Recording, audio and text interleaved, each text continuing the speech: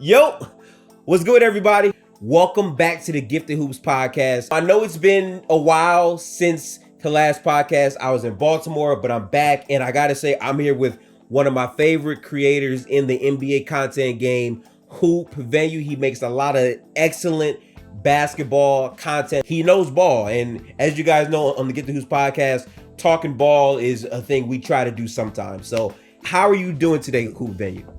I'm doing good, man. I'm just excited to be here. I really appreciate you having me on. I haven't had a chance to chop up the NBA Finals with anyone besides out of the video content, so I'm excited to talk about some things for sure. Before we get into things, make sure to follow Hoop Venue. I'm pretty sure his Twitter is at KGsGo. Make sure to tap into this podcast on Spotify, Apple, and all places where you find podcasts. But let's officially get into things, man. So, as you know, I was in Baltimore. I've been watching this entire playoff series very potently. Before we get to where the Heat are, I just want to say the run from both of these teams to both come out of the East and the West has to be respected. I see a lot of people trying to take away points from Denver when they've just been flat out the better team in pretty much all of their series. I have to give a lot of respect to Jamal Murray. I looked at him as a player that at his peak performance, he could really be that good of a player. But I feel like he was at times a bit inconsistent during the regular season campaigns. But this entire playoffs, he's lit it up as a three-level scorer. The two-man game with Jokic, I mean, in game 4, the fact that they have the power to both drop 30, 10, and 10 on the same team, it's just wild. So shout out to the Denver side of things. But the Heat, they got to have respect. Hoop Venue, I've seen a lot of people say that the Heat is basically Jimmy Butler or bust. But if you've been watching basketball, Duncan Robinson has been amazing. And I just want to quickly throw his name out there because you also said that you had a video planned out about Duncan and how he's been. How are you looking at the Heat? Exactly. I made a video about the Heat, and pretty much one of my major talking points was how I've never seen an offense be so much equal opportunity, because you talk about teams that get everyone involved. People think of ball movement teams, motion offenses like the Kings, Nuggets, Warriors. But the Heat, you'll get a Caleb Martin isolation. You'll get a Gabe Vincent pick and roll. You'll get a Bam Adebayo post up. They do so much offensively. And I thought that really stood out. And that's kind of why I think they translate so well to the playoffs. People always point to the outlier shooting with them and how they can't sustain the shooting. But when everyone's in rhythm and everyone's involved, the playoffs are about versatility, not just defensively, but offensively. You got to be able to counter what your opponent throws at you. And when you have an entire deck of cards that you can play, your offense is limitless. And that's why I think they just have found so much success. They went against Boston. They went against Milwaukee. Yep. They went against New York. That's 3 elite defenses that are all very different strategically. And they got the job done against all 3 of them. And I think that's what really stands out is how many levels there are to their offense and how much trust they put in all of their guys. And I think that's why the argument kind of falls apart when they say it's just Jimmy, because you'll have nights where Jimmy's not really doing much and the team is phenomenal. And that's because everyone's in rhythm, everyone's involved, and everyone in that roster is pretty skilled. Yeah, I 1000% agree with you. I still want to give him his credit because, obviously for the first 9 games of the playoffs, Jimmy Butler was absolutely sensational. His defense has been great pretty much every game.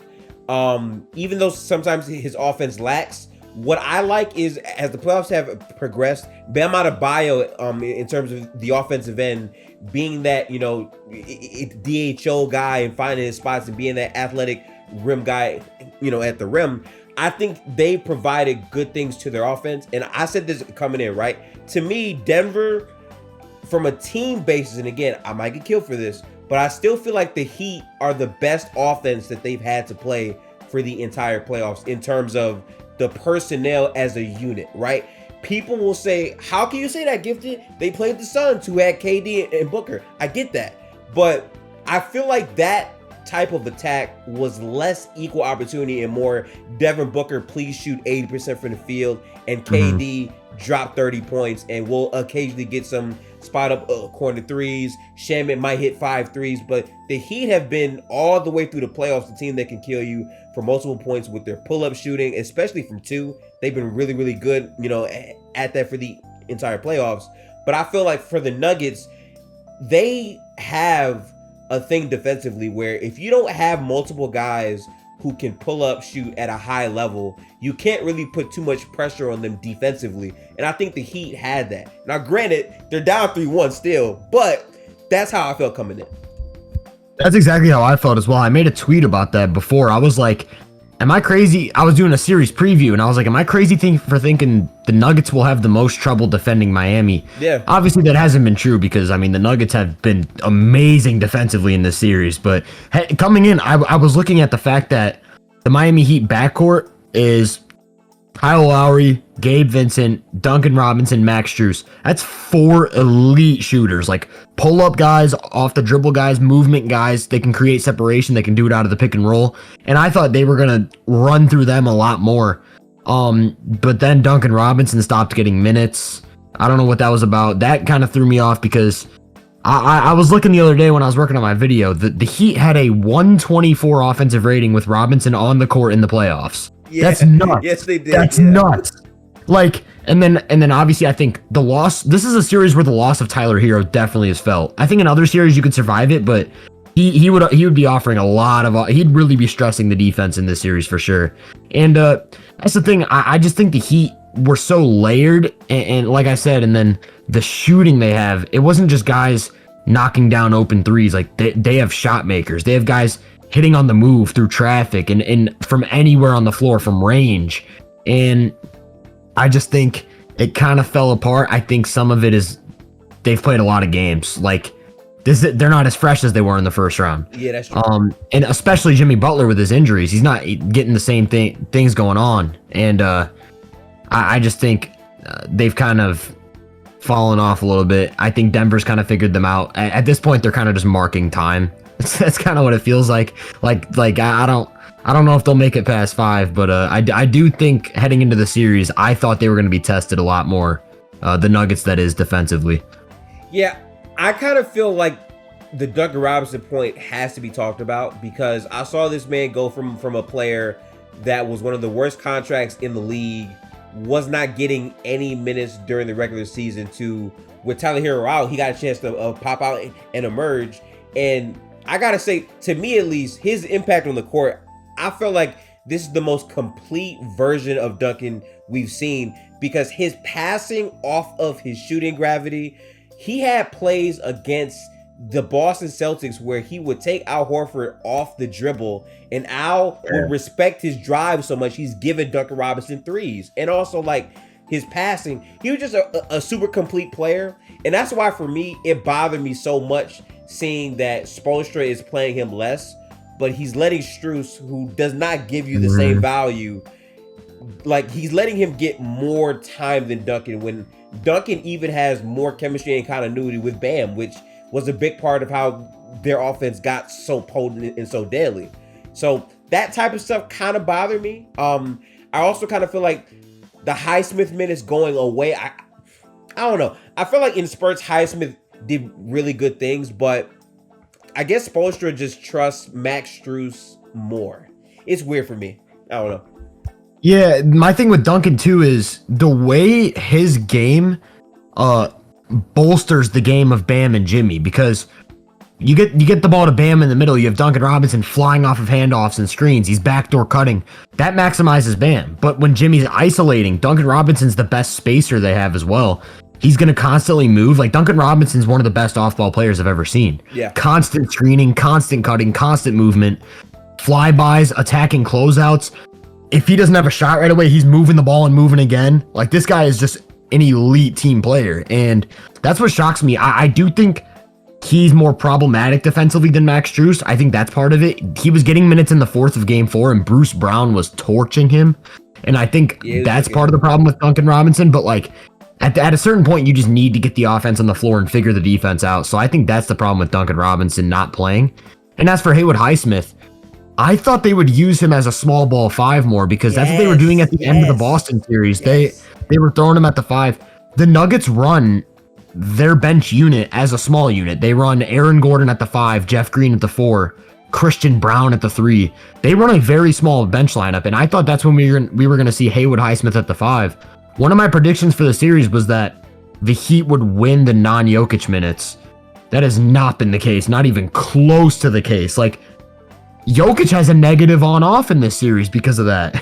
Like, I thought the Heat were going to, like, dominate those minutes. That was their time. They could get, because the Nuggets don't have much offense in those minutes, they could get Duncan Robinson on the floor for extended time. They could get Haywood Highsmith at the 5. Kyle Lowry can switch 1 through 5 against that bench unit. And then it's like, oh, they're getting outscored by 17 points in 12 minutes without Jokic. That's probably not too good.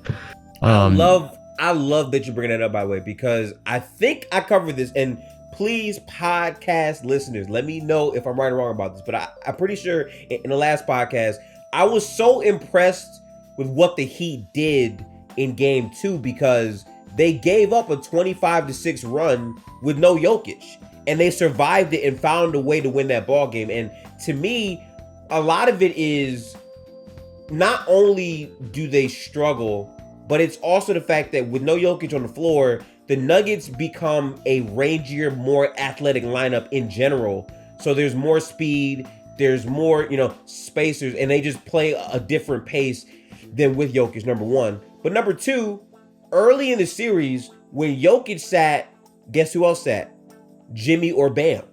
And their offense struggles severely when Butler is not on the floor. Like, I saw a lot of possessions where in Game 2 where they would have moments where they would not really punish the defense. Like, they would settle for a lot of shots. They wouldn't really get to the rim. Jimmy is probably the only player that can consistently take the ball from the perimeter and get paint touches consistently for that offense. So when he's not on the floor in those moments, and they have really rangy guys who are quick and also get out in transition fast, that kills the Heat defense. And then when Butler actually subs back in the game now, it's more, okay, I have to try to create more offense. And also, I hate to say this, but Jimmy's been kind of underwhelming for me, just in terms of when he gets the Jamal Murray switch. He's had a lot of moments, especially in the game we just saw in Game 4, where he got the mismatch and he did not consistently attack it. Like, sometimes he would get by him, but he's always drive and kick. Always, always, always. I believe that sometimes to keep the defense honest, you have to show them that he's just going to keep abusing, this matchup, because that will bend their defense more. And then those kicks are going to actually do something, in my opinion. Yeah, the passiveness from Jimmy has definitely been alarming, because I think a lot of people point to the injury and how that's affected him, but also it's like a mental thing, because this isn't the first time we've seen this happen to Jimmy in the playoffs. Like, if you remember the 2020 Celtics series, what was he, their 4th leading scorer or something like he just stopped shooting the ball. And I do think the injury affects him, but I don't think it's to the point where he comes off a screen, he has 10 feet of space at the elbow, and he doesn't even look at the hoop. Like that, compare that to the Jimmy we saw in the Milwaukee series, like step back 20 footers over the face of Drew Holiday for like 20 straight minutes, bro. Like, it's not the same Jimmy, and it's a mental thing. Like, sometimes he just goes into these moments where he's super passive, not even looking to score. There was another one where he like drove baseline, had an easy layup, and didn't even look up. He just keeps dribbling around. Like, you're not Kyle Lowry, bro. You're Jimmy Butler. And that just keeps throwing me off. And I agree that Jimmy's been a little bit underwhelming in this series, because I knew they were going to play him in a deep drop. Jokic is camping in the paint, and Jimmy's not taking those middies that he was just cooking elite defenses with. I don't get it. And to your point on the offense struggling in the non-Jimmy minutes when they're going against the Nuggets bench, Tyler Hero, man. That's what I'm saying, bro. If they had Tyler like that, he'd be helping with that. Like, he's their only other creator from the perimeter, really. The other guys are all like, they'll score off like 2-man game, handoff, off of screens, but Tyler Hero's another guy who can really like break down the defense, get into it, and make plays. And I think you're really feeling the loss of that if you're Miami right now. I love what you said about Jimmy Butler, because we haven't really had this conversation, because every time we talk about, well, Jimmy's not playing well or to his level, everyone says, the injury. Well, here's how I look at it, right? I look at it like, let's look at Jimmy Butler's defense. Because if we're saying the injury is why he cannot consistently create advantages and shoot the ball, then why is it that in the same game too, he was clamping Jamal Murray? He was fighting through screens, and it's very difficult to bring that effort defensively to the game, especially if you have a foot injury like that.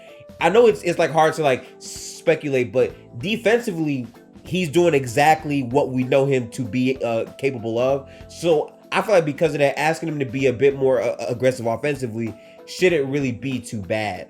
I also kind of feel like the Denver Nuggets want Bam to be the guy. Like, they want Bam to take these short mid-range. Like, fine, we'll live with that all day, because that's not generating consistently great offense. Like Jimmy driving to the paint, having the paint touch, and finding these three-point shooters. For sure, and that's been the Nuggets' defensive strategy pretty much all year, not just against Bam. We saw it with Anthony Davis as well. Great. They're content on giving up the short mid-range, the little floaters to rollers, because you have to kind of compromise when you have Jokic. Jokic isn't athletic enough to like take away multiple threats at once. You have to pick your poison. That's just the reality of the situation. So when Jokic comes up to the level, or he's in a drop, he's protecting the rim. He's protecting the pull-up three. That little soft area, like 10 to 8 feet, Jokic can't drop back to the rim and then get a hand up on that. He's not quick enough. So they're conceding that. And the problem is, Bam Adebayo can hit that shot. He can hit it at like 50%. 50% two-pointers are not going to keep up with the Nuggets offense. The Nuggets are too efficient. So that's the real problem here, is the Nuggets sell out on what they know can keep up with their scoring production. And then everything else is like, oh, we'll just live with it because it doesn't scare us. Yeah. And like, I think game 4 has to be the biggest example of what we're talking about. Because again, in game 4, Jamal wasn't that great in terms of his shot profile and, you know, how good he was in terms of making shots. But the playmaking chops were absolutely there. I mean, 10 assists with no turnovers is very impressive. But it speaks to how good Denver is as an offense when Jokic and Jamal weren't going crazy, but you got Aaron Gordon 27 points, and you have Bruce Brown absolutely cooking people on switches, drives, three-point shots. The amount of versatility their offense has is just great, because if you sit Jokic, Jamal has been the consistent creator guy to take over that role when Jokic is not in the game. And if Jamal is not in the game, we know what the creator Jokic is. And they have a bunch of guys that fill in. Like, I love the Aaron Gordon trade the minute I saw it, because I instantly said, you're adding more size, more length. If he can really develop that corner three-point shot to basically just be not a complete non-spacer, he could be very serviceable. And defensively, Gordon has just been a monster. But in this series, the cross-matching you see from Aaron Gordon consistently, where he's catching the ball on Strus, on Gabe, on whoever, it's just showing you the length and the versatility of what Denver provides as an offense. Yeah, Gordon is like one of the ultimate mismatch players I've seen in a long time, in terms of just like, he can put the ball on the floor, especially in transition.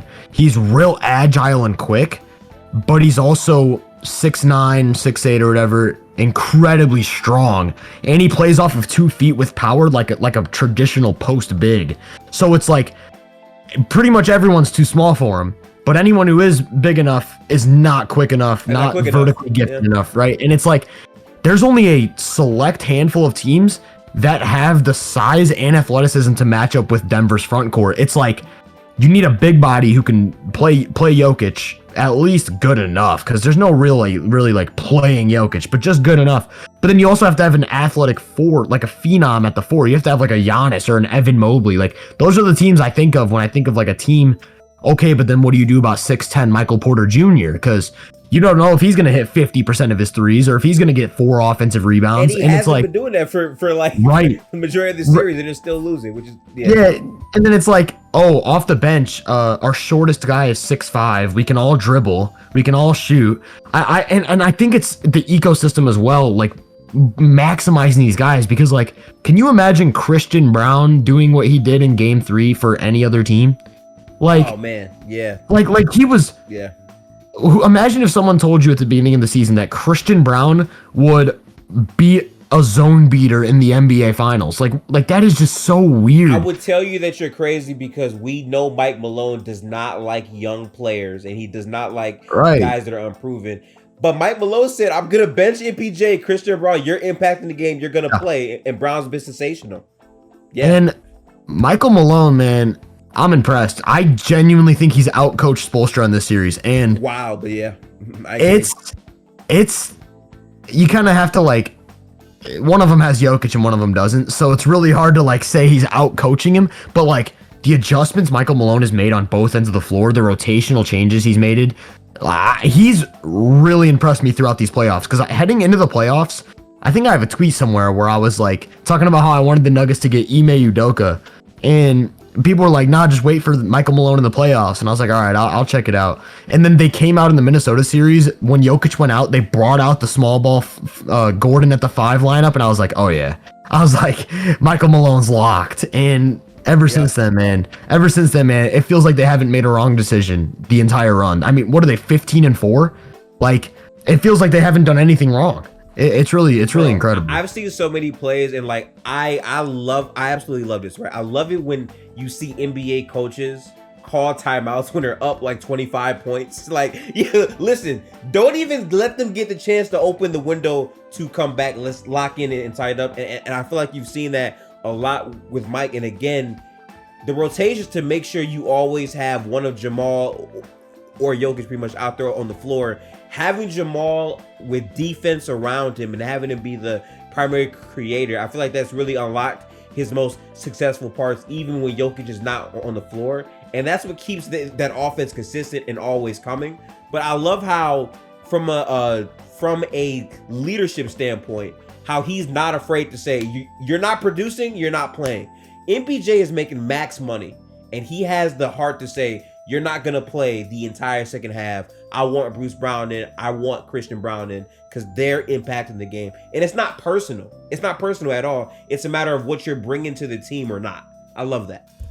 Yeah, for sure. And I also love how the way they've built that culture, Michael Porter Jr. can get benched for the entire fourth quarter and he's up at every made shot. He's hype. He's good. Yeah. Like he's hype. That entire team, I've never seen a team so bought in. Like we talk about people buying in. Look at what happened with the Warriors this year. Like, it was like everything was kind of goofed up. Like, Kuminga not playing. He's not even getting hype if they're up by 20. Jordan Poole isn't hype when they're going up 20 when he's on the bench. You got Michael Porter Jr. running on the court, waving his towel when Bruce Brown makes a 3. Bruce Brown's playing over him, but all they care about is winning. And that's the recipe. It all starts there. Look, man, as a Warriors fan, and I gotta look dead in the camera when I say this, man, like, I believed, okay? I respect Denver, right? In my opinion, one of Golden State, Denver, and I think I had the Celtics. One of those 3 teams for me preseason would go to the finals. And for me personally, Denver reminds me so much of like a hybrid between like the Spurs and also Golden State in terms of movement. Yeah. And also their star players being all about winning. I mean, Jokic, obviously, we can literally talk about him for 40 minutes. Like, he is a leader to the fullest extent because he just wants to win. And that culture from your best players spreads on to everybody else. I thought that the Warriors would have a chance of coming out because as good as Denver is, I feel like to really like threaten them, you have to have a guy who is a elite perimeter threat on high volume, and that's exactly what the Warriors are. Would it be tough? Because obviously they don't have the size, yes, but what you just said is the most pivotal part because in sports, especially basketball, the will to win has to be there for the entire roster. People have to buy in. You can't be complaining.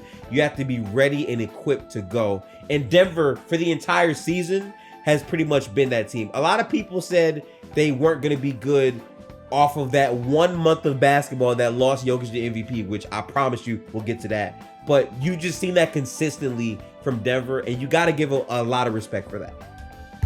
Yeah, for sure. And then it's like, Oh man, yeah, because they had that. I was just watching a clip of the Michael Porter Jr. He was on the JJ Redick podcast, and he was talking. People wrote them off at the end of the season, when they were going on a little losing streak. And then he said something. It was like, at a certain point, the regular season gets like sluggish. Like the end of the regular season gets really doggish and sluggish. Like it's not. You can't have the same motivation. They're thinking about, I can't wait for the playoffs to start. Like I'm ready for the playoffs. Like let's get some playoff basketball.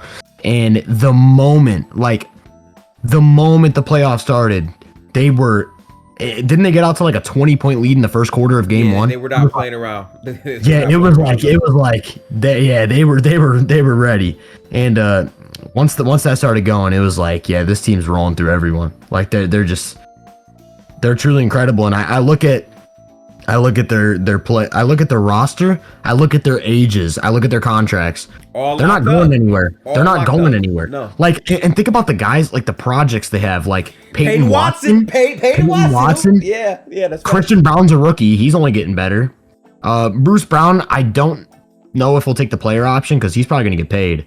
But you got, man, like you can afford to lose a role player or two and fill in with some more young talent. And man, they got something special going in Denver, man. I'm excited. It reminds me of the 2015 Warriors. That's the comparison I keep making. They got a generational offensive talent. They've got a perfect system. Everyone's bought in. They've got all types of two-way talent that do a multitude of things.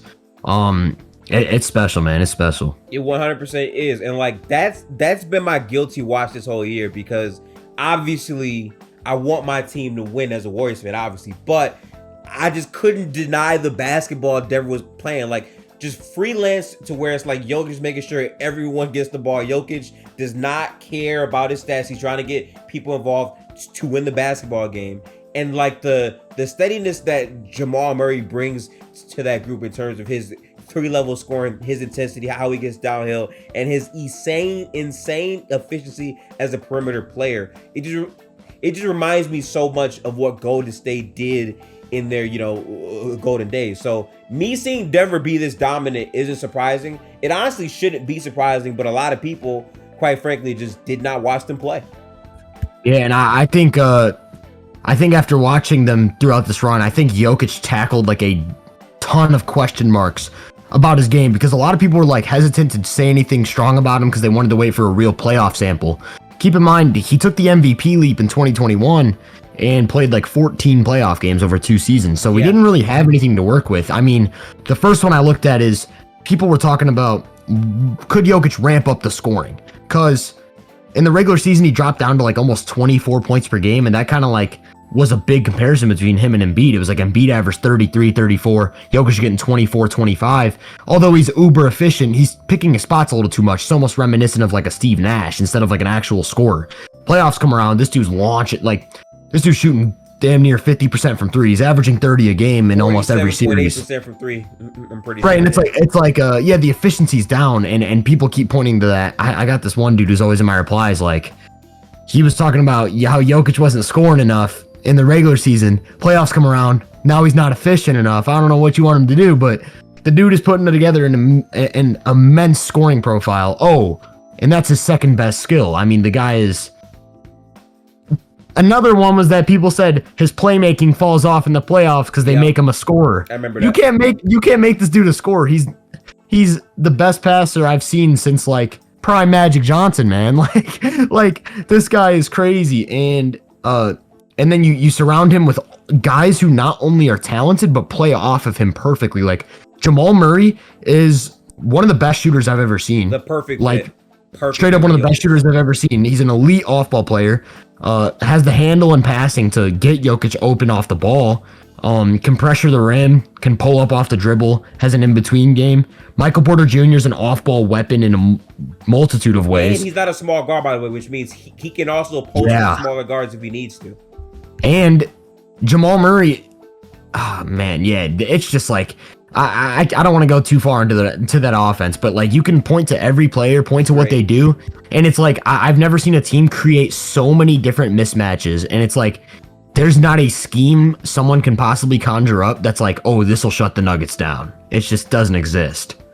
Now listen, I want to play devil's advocate here, right? Because I agree with all this, because again, like we've watched them play all regular season and here, like, I was aware that they were this good, right? My only thing for me personally, and maybe this is me being a hurt fan, I don't know, but when I looked at every series, I said, Denver's going to beat the Wolves. They don't have McDaniels. They're just a much better team, quite frankly. The Gobert stuff is going to be a mismatch on the offensive end, because how is he going to really punish Jokic like that? I just see them as a much better team. Cool. The very next round, and like, by the way, this is the most hilarious thing. A lot of people, when Kevin Durant got traded to the Suns, they bypassed roster. They said they have Kevin Durant, Chris Paul, DeAndre Ayton, Devin Booker. They should be the favorites to come out the West. And I'm like, are we going to discount the rest of the roster around those guys, and also how Ayton can be shaky in the playoffs and not be super consistent, and how Chris Paul gets hurt? But no, that doesn't matter. So when they played them, I had Denver in 6. That was my prediction. I really want to say 5 on paper, but I'm like, they might get one off of crazy shooting. And that's what happened. I mean, Booker quite literally shot 80%. And Devin Booker was a better player than Kevin Durant for the entire play, which is crazy to say. Yeah, he was. But that's how efficient he was. But I just didn't think that the Suns had enough talent and enough discipline specifically to keep up with what Denver wanted to do. And that showed itself. Denver versus LA. Now, shout out to Lonnie Walker, right? But that Lakers team defensively was tapped in, okay? Anthony Davis for the entire playoffs, he was playing some like, I've never seen like defense like that. In the Warriors series, he was phenomenal defensively. He blew up almost every action. He was great. Even versus Memphis, he showed a lot of that same stuff.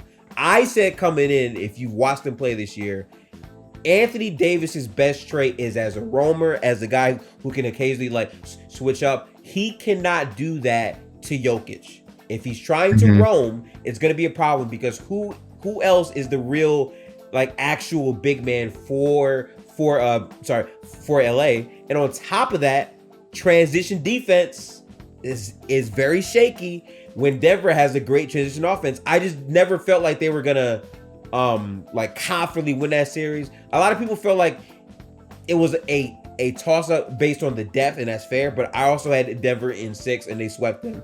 They get to the finals, they play the Heat, and I felt like for the Heat, they were the best challenge offensively, but I just did not think the Heat would have enough talent to beat them, because it does come down to talent at some point, especially when I viewed him, and you were there, right? You were there in our Discord call where like we literally said, it's Jokic, it's Giannis, and it's Steph. Like, to me, if you have like a top 3 caliber player and you have the better roster in a series, you should win that series. And that's what Denver's showing people. So how do you really view this run in terms of that team really being tested? It's just dominance. I mean, you can only play who's in front of you, and they've done it. What stands out to me is we always knew Denver's offense was going to be crazy. Like, there was no question about that. Like, Denver, the questions were defensively. And I think, I talked about this today, I do think there are a few teams that could still really stress their defense. Golden State's the first one that comes to mind, of course. But you got, like, Portland, Dallas, I think a healthy New Orleans. There are a few teams that could really, like, stress this team out. But we're now 4 rounds in. They have faced 4 vastly different offenses. Yep. You've got they've got the shooting big. They've got the traditional big. They've got playmaking from Kyle Anderson. They have an explosive scorer who can get to the rim and hit the pull-up 3. What was supposed to be Jokic's kryptonite, right? The rim and the pull-up 3. And they were good defensively. You get to Phoenix. I never was sold on Phoenix. The moment the trade happened, my first question was, who's going to pressure the rim? Who's going to pressure the rim? That's it. Who's going to play point of attack defense? Right. Like there's so many questions. It's like, you can't just win a series off of mid-range shot making. So in that series, you obviously have Devin Booker and Kevin Durant. By the way, Kevin Durant was locked up by Aaron Gordon in that series. Aaron Gordon put the clamps on, and the Nuggets just did really good defensively in that series as well. You get to LA. LA had one scorching hot offensive game, and after that, I think they had like a 112 offensive rating or something. They forced LeBron to be a shot maker, which at this point in his career is like pretty shaky. Austin Reeves didn't really do what he was doing in the last 2 series. Like I said, they conceded the short mid-range to Anthony Davis, and that's not really his game. He wants to get all the way to the rim. And the AD tried isolating Jokic quite a bit, and Jokic was doing really good defensively in isolation.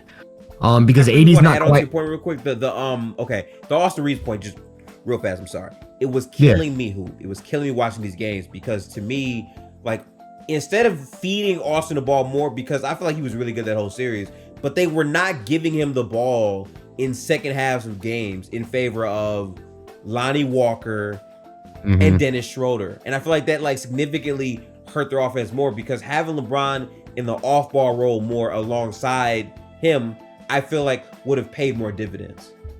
Yeah, and again, it's the numbers game. I mean, basketball at times really does just come down to a math problem because Anthony Davis is going to get his against Jokic in isolation. Like, there's no question about it. AD's physically gifted. But this isn't the same AD from 2018. He's not nearly as agile. I don't think his handle's as good as it was. There's just a few things that prevents him from really taking advantage. And it's like, what's the average offensive efficiency of an isolation is like 1 point per possession or something.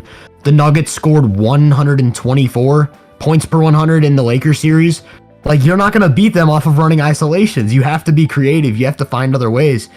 So the Nuggets, that's 3 Western opponents. Now they're against Miami. Oh, Miami has the creativity. They have the multiple shooters. They have the movement. This is the Nuggets' best defensive series. So it's like, okay, we need to walk back some of what we were saying. Jokic clearly is not a defensive liability. You can clearly build a competent defense around him. Also, we need to reevaluate how we look at defense. Length, size, athleticism. It matters even if they're not the best individual defenders. Michael Porter Jr. isn't a great individual defender, but within that system, he's really valuable. Really valuable. KCP, Bruce Brown, Aaron Gordon, Christian Brown. That's 4 really, really good, really versatile defenders. And then Jamal Murray's clearly bought in, another big guard. There's no small or weak guys to attack, so you can't out physically body them.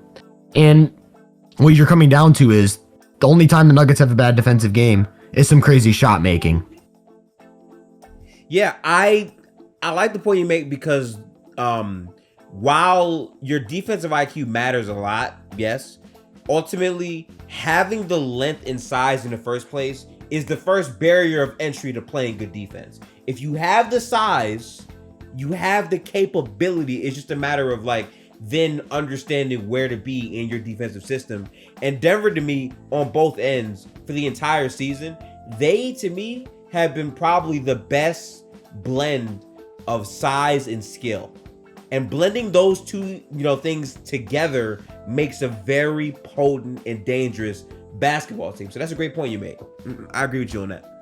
Yeah, and it's interesting because in recent years, we've seen the best playoff defenses besides Milwaukee. Milwaukee's been the best playoff defense for a while, but besides them, the teams that are consistently successful are those that can like sit in the gaps and take away the pass, make playmakers make passes over the top. And the Nuggets have mastered that. Like, in terms of just maximizing their talent by sitting in gaps and then making playmakers make passes over the top. You think about who they've played: Anthony Edwards, Kevin Durant, Devin Booker, Jimmy Butler. These are all like guys who can make plays, but they're not going to make the 30-foot pass over the top of the defense. And so you get Jokic, whose length and hands are really good at taking away the pocket pass. You take away the pocket pass. You have these guys pretty much just switching around Jokic because of the versatility. And the only pass available is that pass over the top. And if it's not fast enough, then you're relying on a guy to attack a closeout, put the defense into rotation. There's only a couple teams that can really stress that. And I think Denver, just everyone buying in, everyone playing their role, the rotations being on point, the communication, making playmakers make tough passes, and then forcing turnovers and getting out and running off of that. I think that's the best way to play modern defense. And they've mastered that because although Aaron Gordon's a great defender, I think this is a very special defense in that they don't have a single guy you can point to and it's like, oh, he's the one buoying this defensive unit. They don't have a Jaren Jackson, a Draymond Green, an Anthony Davis. It's by committee. it's by committee, and that's without having a great defensive center. They're kind of setting a standard for like what the league is going to look like, and I think it's really enjoyable. I said this after the Raptors won in 2019. Like, the league is headed towards versatility at every position and having guys on a street. Like, obviously, you still need to have like the best player. Like, you still always have to have like a top 5 caliber player to me to even be in the conversation, because even on that team, they still had freaking Kawhi Leonard. You know what I'm saying? Like they still had this guy, but the team as a whole, their identity was at the defensive end. They had length at every single position. They had good connective passers. It just flowed as a committee type of thing. And ever since then, those typically are how championships are won. Last year with my team, I kind of felt like we were able to win, yes, because of how dominant Steph Curry was. Obviously, you need that. But in terms of guys being able to fill in, I mean, Andrew Wiggins being that guy who's super, good, strong, and lengthy, and being able to fill in and play both sides of the basketball, and also be the bailout if the offense is, not the best. Draymond Green finding out a way to be impactful defensively. The unit is really what matters more, because obviously with the new CBA in place, you're not going to be able to have like 3 all NBA caliber guys on a roster and still have a good overall basketball team. It's more about roster construction as we move forward. Yeah, I have a theory that I'm waiting to be confirmed. Because okay, you can't really confirm a theory until it's proven. And I wonder if the talent gap has gotten to a point where having like a top player is less important. I think soon we're going to start seeing teams with like Jimmy Butler, for example. When the Heat made this run, everyone kind of jumped and was like, oh, is Jimmy Butler actually a top 5 player? Is he actually like better than we thought he was? Right. And I don't think that's the case. I think it's more so like the way that the game is moving, it's so much more about offensive strategy and coaching chess matches than we've ever seen. Like, that's always been a thing, but like the way you can put out like a lineup of the Indiana Pacers, for example. The Indiana Pacers don't have they have talent, but like I feel pretty confident that with their strategy and with the way they have it built, they could really overperform what they should be offensively. And I think we saw that for a part of the season before they kind of like started tanking when Halliburton got hurt. They're a team that I always look to, and I wonder if soon, because people try to over individualize the game, especially on the defensive end. They will say, oh, this guy's a top 10 player. One like Devin Booker, for example, he was going crazy, but like people were ready to jump the gun. If the Suns beat the Nuggets, people were ready to be like, oh, Devin Booker's a top 5 player.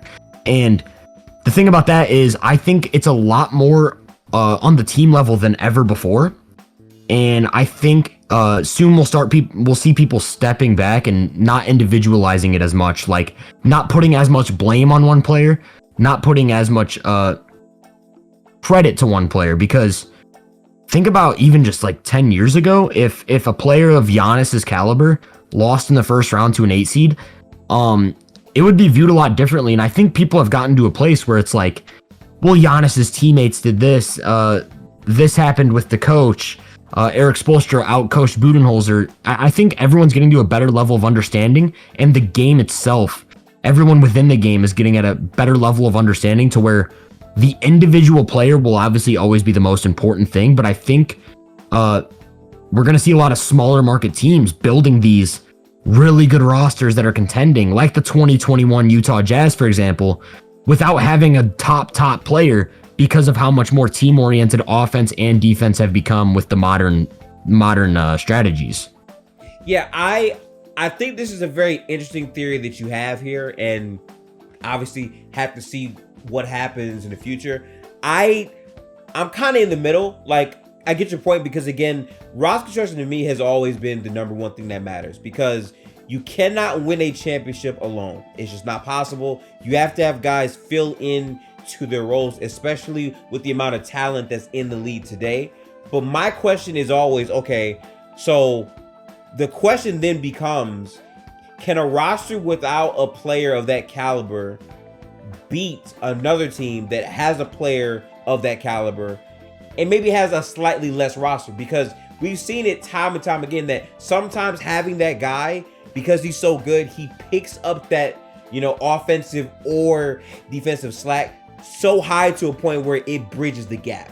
And that's really what we're talking about. Like, to win a championship, it's all about bridging the gap and finding the marginal places where you can beat a team. Like, hey, you guys shot the ball well, but we got more rebounds than you did. We got out in transition more. We had a higher offensive rating in the half court than y'all did. And those margins add up as you play through a full contested 7-game series. So that's a very interesting thought. But where I do 100% agree with you is, as we progress through the league and more talent comes in, the league is getting smarter. Like 5 years ago, you could play guys who couldn't do anything offensively because defense always mattered. But now it's you're starting to see, if you were a offensive negative, your minutes are getting cut.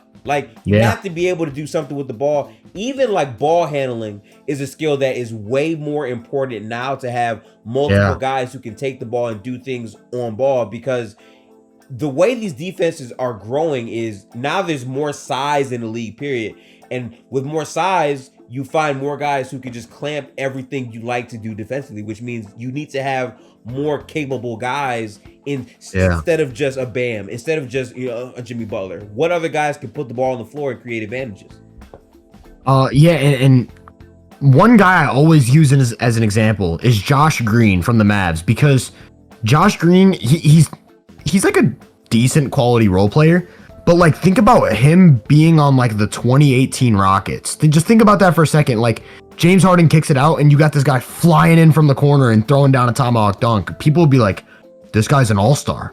But the league has gotten so talented in just that time frame that it's this is just a normal role player at this point. And that's really crazy. And a few things that I wanna touch on with that theory, just to follow up. First thing I look at is, you watch a game from 2008, every other possession is some kind of isolation, whether that's a post up, whether that's a face up, whether it's mismatch hunting. That isn't the case anymore. And I think that's part of what took away the individualization of the game, is Steph Curry will get 30 points, but it's 30 points off of a cut, off of a back screen, off of 5 curls, out in transition. Kobe gets 30 points and it's isolation left wing, isolation right wing, isolation right corner. And it's very different. It's really different how these players. And another question I ask in my mind is what's more valuable, 1 MVP or 3 all-stars? Which one will raise the ceiling more? Okay. And it's because say you have Jokic and then 4 replacement level players. Will that be a better team than Jamal Murray, Paul George, Bam Adebayo, and 2 replacement level players? It's really tough to balance it out, where it's you have the megastar or the role players. And here's the question I want to ask you my mind went to this. Okay. The Kings and Warriors first round series, right? Yo, that was such a fun playoff series, man. I Loved it. If you replace Harrison Barnes with Paul George, how much does that series change? It works contract-wise. It's obviously not a realistic swap, but just think about it for a second, because Paul George, in my opinion, would be the best player on that team then, over De'Aaron Fox. And what I look at is Paul George at best is probably at this point a low-level All-NBA guy. Steph Curry's a megastar. Klay Thompson's still very good. He was very good in that series. Draymond Green's still a defensive mastermind. Andrew Wiggins had a really good series. Kevon Looney was grabbing 90 boards a game. Crazy. It's still a good team around the megastar, but you just add that third all-star to the Kings, it really changes the whole series. So okay, here's what I'll say, right? I'm so crazy for this, but I'm telling you, before the season, and I'm so mad at myself. I was an L content creator because I told people the Kings were going to be a really good team. I had them in that playoff race. People said that the Blazers would be better than them. And I'm they just got Mike Brown from us. And I knew of Mike Brown's impact on the Warriors the entire time. And the way that he came in and stabilized that culture and the offense that they ran was so creative. They also were another team that reminded me so much of what we like to do. So like, Yeah. I always respected the Kings, and like adding Paul George to that roster, I think we lose. And I say that primarily because the Warriors are stuck in a position where they are trying to contend for titles when they have a very offensively limited front court. And that is a detail that a lot of people don't think about. But how many teams have a 5 and a 4 that are basically non-spacers? And you know what? When you said that about the Warriors having 2 non-spacers in the front court and their offense still being potent, that's because of Steph Curry, obviously, but also the first team I thought of was Cleveland. Cleveland was an offensive disaster against New York. They were a disaster. They couldn't create anything. And they're one of those teams that has 2 non-spacers in the front court. Actually 3, but just in terms of the power forward and the center, it's like you have an offensively limited front court and you don't have Steph Curry. They really struggled. And I think that's something that the Warriors definitely struggle with. And I think, like I said, as strategies and as offenses advance and as the leagues become more and more talented, the Warriors are going to just struggle more and more every year with that.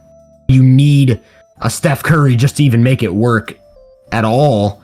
And then because the league's getting more strategically advanced and so much more talented, it's just going to be worse and worse every year. So I say this about my team all the time, right? And like I said this coming in, like you're banking on the creativity of what Steph Curry is able to do, because when he's off the ball, he's so much of a potent threat that he raises how impactful Kevon and Draymond can be offensively, even though they're really not that great. But ultimately, you're right, because as the league progresses, you just have more skilled players. And dropping Paul George in that series, you now have Paul George, you have Fox, and you even have Malik Monk, like multiple guys who can get the initial defender off of them, get downhill and punish people. And also, you have even more connected passing and defense. Like that is a very drastic combination of things to happen. But to me, it's always going to come down to this. I like basketball so much because your question earlier on which team is better, if you have four players who could pretty much be like average, right? And you have like an MVP player who's like best player in the league compared to a team that has like three all-stars. My thing with that question is it all depends on the skill sets and the names of what their talent level is. Because I can just say, okay, you have Donovan Mitchell, you have Allen, and you have Mobley, right? Like those 3 players, they're technically all-stars, but the way that they complement each other, there's a limitation to it based on what their skill sets are. And that team can be beaten by a Jokic-led team because of just how good Jokic is offensively and the types of players you put around him. Because again, if you put like specialist players to where it's Jokic and it's, you know, X player who's like really good at this one thing, I feel like Jokic is such a high-level player that they can build a system around that might not win the whole thing, but can beat that team. And that's really where the league is. Like, it's really about the specification of what you're good at and how that's leveraged. Because we see it time and time again, like people use people incorrectly. Bruce Brown on the Nets was in the dunker spot. Like that's not, you know, it's a rough way to use people. And that's why coaching to me matters a lot more in this era. 100%. And I think it's all about maximizing the skill set of even your 8th, 9th guy in the rotation. It's not just about maximizing the megastar, because that's what a lot of people think roster construction is. I think the 76ers are a victim of that. It's like, oh, we have Joel Embiid. Let's try and like put this guy around Joel Embiid. Let's put this guy around Joel Embiid. Like put everything around Joel Embiid. And then it's like, okay, but how is Joel Embiid bringing the best out of Tobias Harris? How is Joel Embiid bringing the best out of James Harden? And it's like, you kind of need a mutual benefit there. Yeah. Another one is James Harden. Like the Rockets were like, okay, let's figure out exactly how we can maximize James Harden. With the Warriors, it's like, hey, let's figure out how we can maximize Steph Curry. Also, Steph Curry's going to maximize Draymond. He's going to maximize Clay. He's going to maximize. That's what it is with Jokic. Let's maximize Jokic. Let's put Aaron Gordon at the 4. Oh, but by the way, Aaron Gordon's going to score 27 off of Jokic entry passes and cuts. Let's put let's put a ball handler like Jamal Murray off of Jokic. Oh, Jamal Murray's gonna run the 2-man game and have single coverage because they don't want to leave Jokic. Now he's an incredible shot maker. Great points. You get Michael Porter Jr. Oh, let's get an off-ball guy. Let's get a shooter off of Jokic. Oh, actually, Jokic's going to hand the ball off to him, and he's going to score 20 points per game off of assisted from Jokic. It's all about the mutual benefits, and it's about maximizing every single player on the roster, not just one or two. It's about how you complement your pieces. I love everything you say right there because you're absolutely right. Like, it's about specifically how do you fit on the court and how do you complement those styles to make things work, because building around your star player for him to do everything, like, there's not that many players that can do that, but it's also how you do it. Like prime James Harden, which a lot of people seem to really forget about, the most efficient offense was when he had the ball and he isolated. So how they complemented that was by having a bunch of spacers and having a top 5 defense around that. And that style paid a lot of dividends to people. That's not the same as, okay, we have this player, so let's just get a bunch of players that are one-way players who can only do one thing. No, like, you have to have a versatile approach of how you do different things. Like, the way that Houston really maximized their window is while they had a bunch of 3-and-D guys, they had Chris Paul, who could come in and be another guy to basically take the load off of James and do those similar type of things, and also get the ball moving in spots as well. Like, that type of versatility you have to have. If you don't, you're pretty much done. And I think for Denver, even like, okay, after this is over, because I think Denver's up 3-1. I think it's over. I do think Miami will force a game 6. Hot opinion. I do still believe that. But Denver, to me, is the team that now teams have to look at and say, how do we beat this team? Because they're locked up.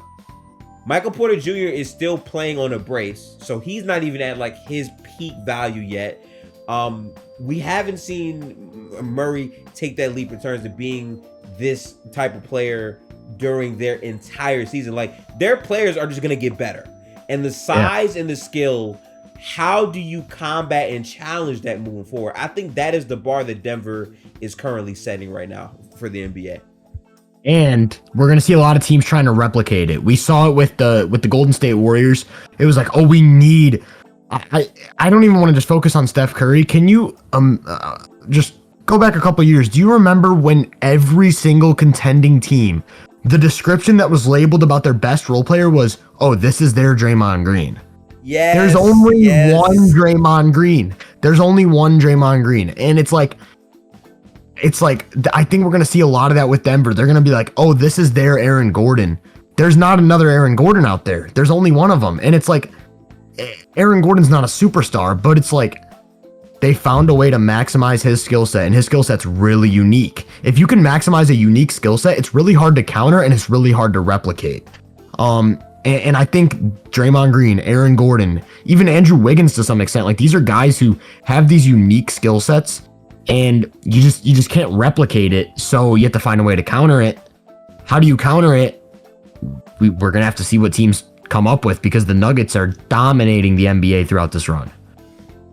Yeah, man, I can't wait, because like the future of the league to me is so intact. Because again, like, you have Wembanyama and Sohan as a front court. That's going to be super dangerous.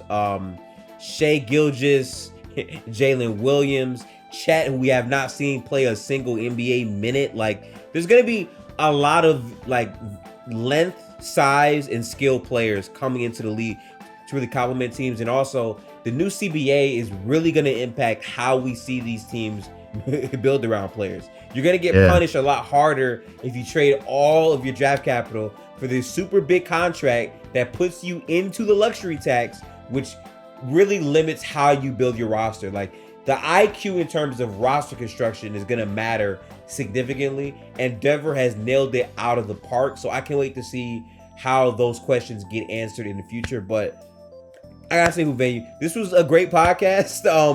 A lot of conversations on the ins and outs of the league, skill, all of those things. But can you let the people know where they can find you?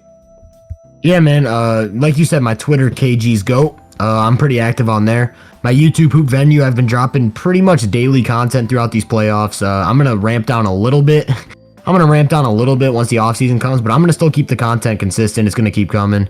And so that's pretty much where you can find me. I mean, I have an Instagram and a TikTok, but I'm not really active on those yet. I'm planning to do that next season. But for now, just YouTube and Twitter. I've got pretty consistent content if you want to check it out. I think I do some pretty cool stuff personally, but yeah, that's about it. Hey man, well, big shout out to you.